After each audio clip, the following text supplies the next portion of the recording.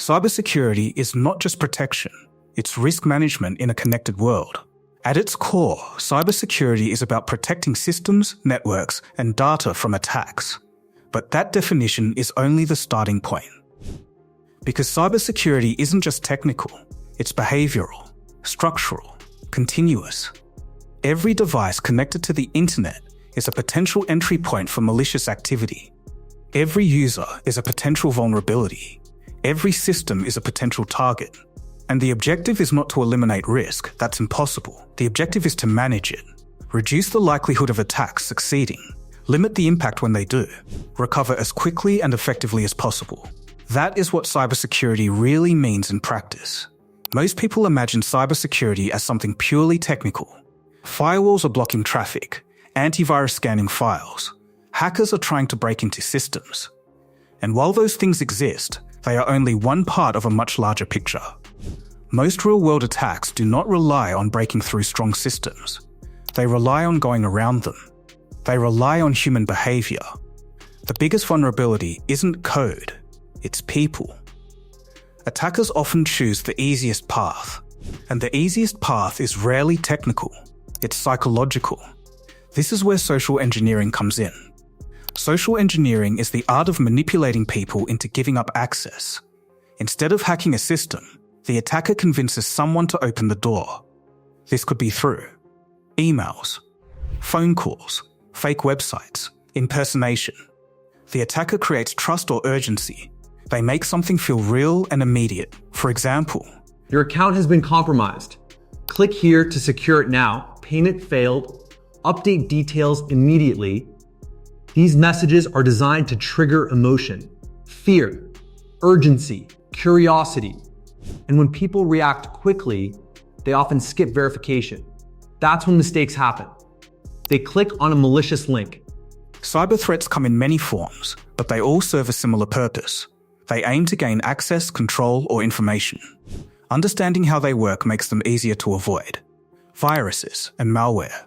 Malware is a broad term for any malicious software. It includes viruses, worms, trojans, spyware, and more. These programs are designed to run on your device without your permission. Once inside, they can perform a range of harmful actions. They might steal sensitive data, monitor your activity, corrupt or delete files, open hidden access points for attackers. Viruses are a specific type of malware that attaches itself to legitimate files. When the file is opened, the virus activates and spreads. Some malware operates quietly in the background. You may not even know it's there. Phishing. Phishing is one of the most common and effective attack methods. It relies entirely on deception. Attackers create fake messages that appear to come from trusted sources. These messages often include links to websites that look identical to real ones. The goal is simple: get you to enter your credentials. Once you do, the attacker captures them, and now they have access. Phishing works because it blends in. It mimics normal communication. It uses familiar branding, and it often creates urgency. Ransomware. Ransomware is one of the most disruptive forms of cyber attack. Instead of quietly stealing data, it locks you out of it. Your files are encrypted, your system becomes unusable, and a message appears demanding payment, usually in cryptocurrency. The attacker promises to restore access if you pay, but there are no guarantees. Even if you pay, your data may not be recovered. Ransomware is particularly damaging to businesses. It can shut down operations completely. Hospitals, schools, and companies have all been affected.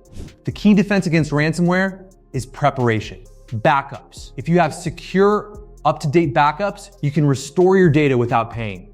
Without backups, your options are limited. Data breaches. A data breach occurs when sensitive information is accessed without authorization. This could include user accounts, passwords, financial details, internal company data. Breaches don't always involve sophisticated attacks. Sometimes they happen because of simple mistakes, weak passwords, unpatched software, misconfigured databases exposed to the internet. Once data is exposed, it can be copied and distributed instantly, and the consequences can be long-lasting. Stolen credentials can be reused, personal data can be sold, reputation can be damaged. Preventing breaches requires both technical controls and good practices. Security is layered, not singular. There is no single tool or solution that makes a system secure. Security works through layers. Each layer addresses different types of threats. This approach is known as defense in depth. For example, a firewall controls network traffic. Antivirus scans for known threats. Encryption protects data. Access controls limit who can enter systems. Monitoring tools detect unusual behavior.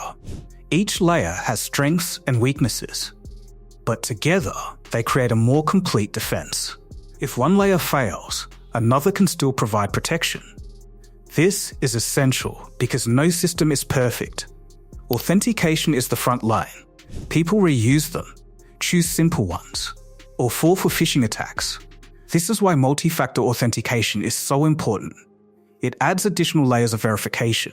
Something you know, one factor is compromised, the others still protect access. This significantly reduces the risk of unauthorized entry. Cybersecurity is also about design. Strong security starts before a system is even built. It's not something you add later. It must be designed into the system from the beginning. This includes principles like least privilege. Users only get access to what they need. Segmentation. Systems are separated to limit damage. Fail-safe defaults. Deny access unless explicitly allowed. Designing for security means assuming that attacks will happen and preparing for them in advance. A well-designed system limits how far an attacker can go, even if they get in. Detection matters as much as prevention.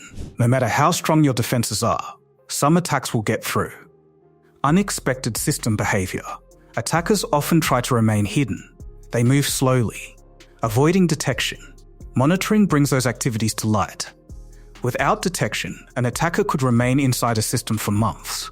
Response and recovery define real security. When an attack happens, the focus shifts. It's no longer just about prevention.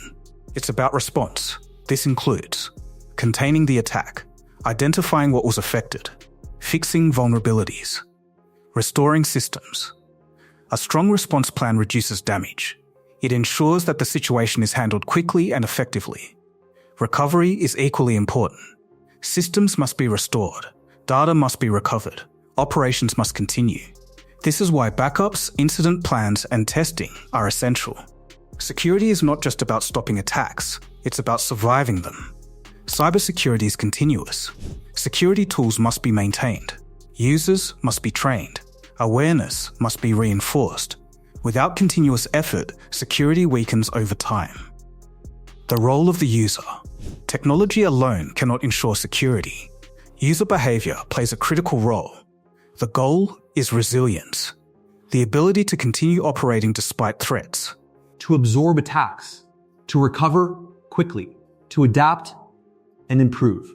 Cybersecurity is about managing uncertainty, preparing for what might happen, and responding effectively when it does.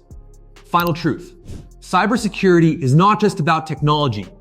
It is about people, processes, and systems working together. No single tool can provide complete protection.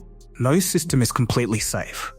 But with the right approach, risk can be controlled, security becomes stronger, and systems become more resilient.